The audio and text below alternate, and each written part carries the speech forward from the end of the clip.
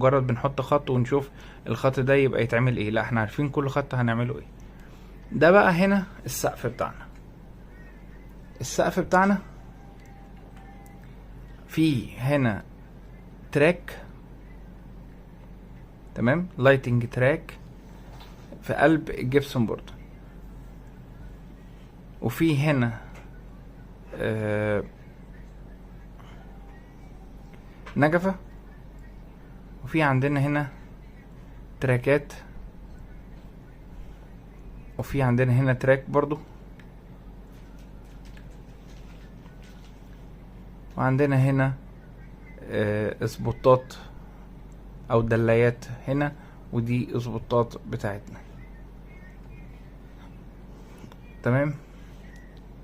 طبعا السقف كله جبسون بورد سد، التفريغات بس موجودة فيه بتاعت الإضاءة.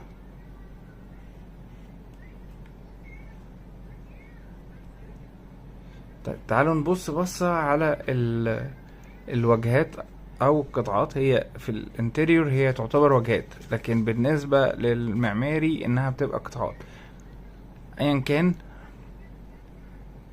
فاحنا عندنا اول حاجة الجزء ده فين، هو ده الجزء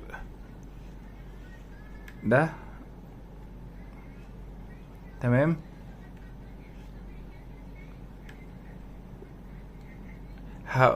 وده الضلع الكبير اللي هو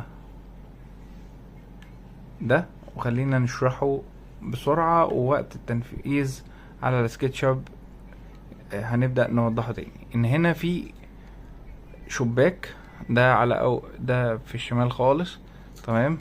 وده شباك لو واخدين بالنا انه من الارض وارتفاعه لغاية السقف. فيما عندنا قلنا القطوع اللي في النص وبنسميه ساعات الدفاية، رغم ان ده مجرد شكل. بمعنى ايه شكل؟ يعني بنوصل له كهرباء، وبيبقى فيه عندنا فاير لايتنج، بس من غير فاير، من غير ما يكون في نار يعني حقيقية، تمام. وفي عندنا هنا جزء بتاع التلفزيون يمينه وشماله، في عندنا ده ابليكين، وفي عندنا هنا تشكيلة للمطبخ او رخام في ظهر المطبخ، وفي عندنا هنا الاسانسير، وفي عندنا هنا الشباك اللي جاي في المطبخ. كفاية كلام كتير دلوقتي، ويلا نشتغل او يلا نبدأ الشغل.